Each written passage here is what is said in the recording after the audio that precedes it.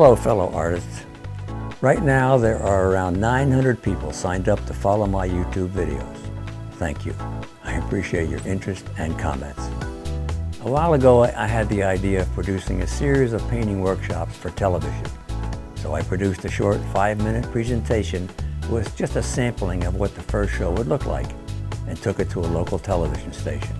Well, they felt the show would not be popular enough and shot it down. I'm going to play that presentation for you here. Let's see if you agree. Welcome to the Artist Workshop with Irv Rudley.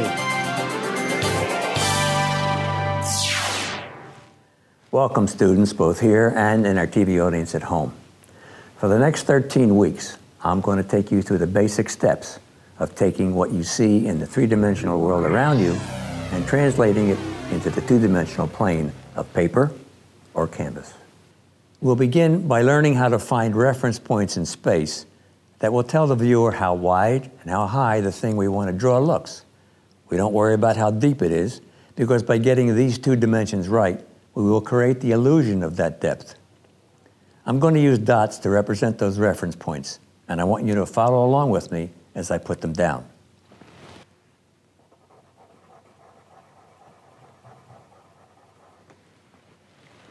Now look closely. Where is that dot on the paper? Is it right in the middle?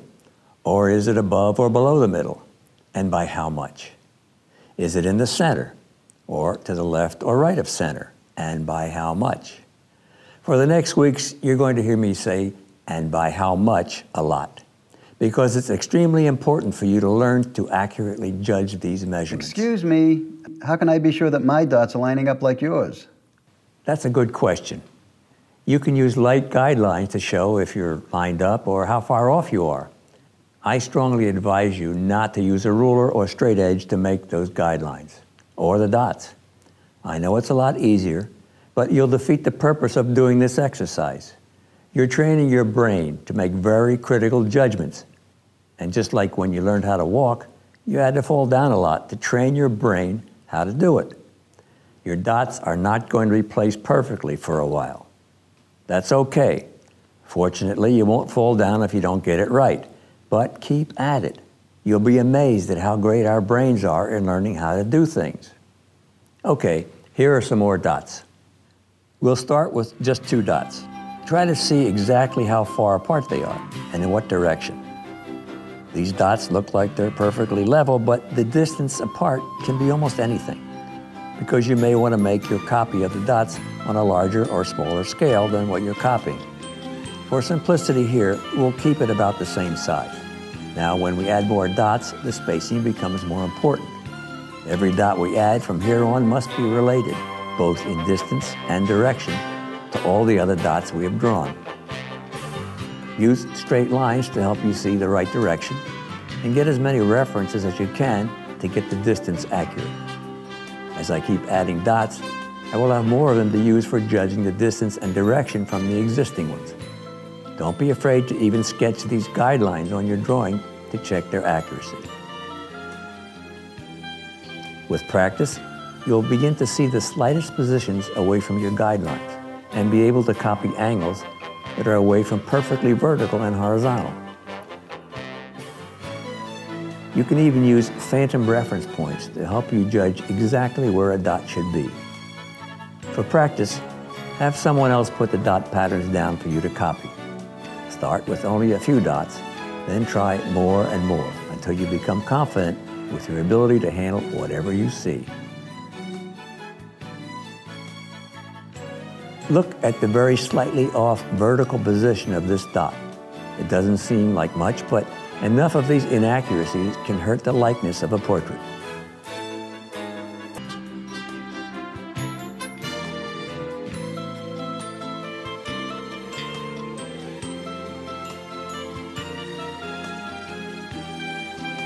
I hope you students at home are following along. You'll be amazed at how quickly your brain will get the hang of this and how much your drawing ability will improve.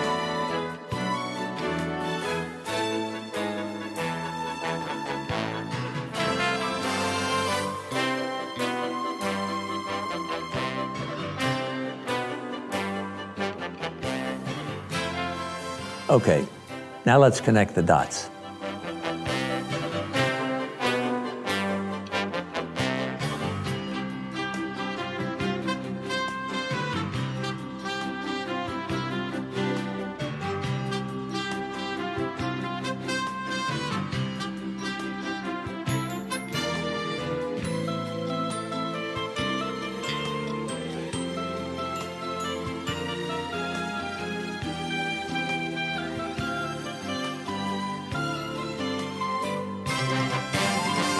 And let's turn it upside down and see what we got.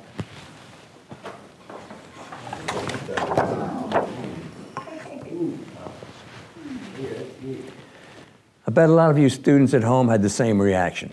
Your drawing probably looks a lot like mine, and you didn't even know what you were drawing.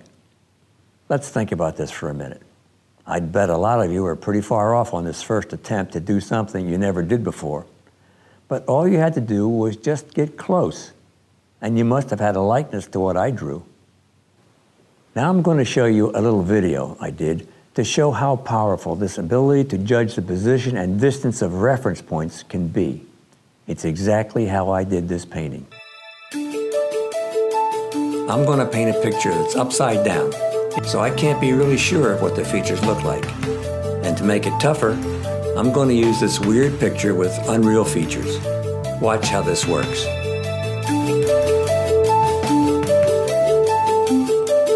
It took about 3 hours to do this painting, so obviously I'll have to speed things up to show how this was done in less than 10 minutes. I'll keep the photo that I'm copying on the screen wherever possible so that you can see what I'm looking at as I paint. Remember, I'm painting shapes, not a nose, eyes, or an ear.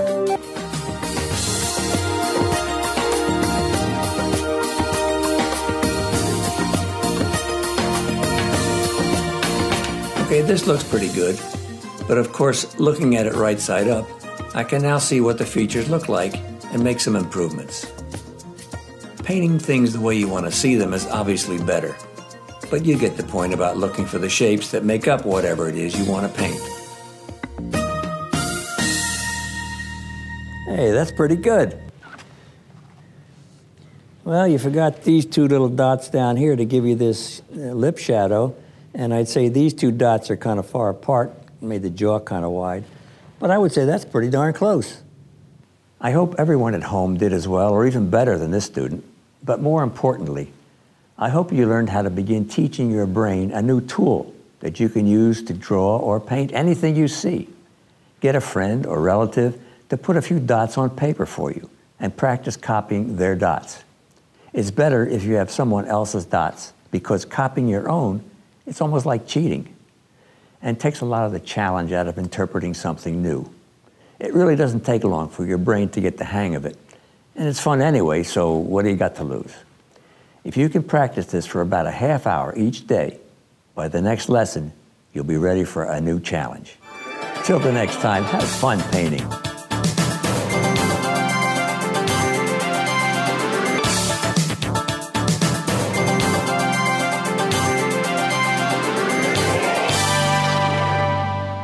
Well, that's it.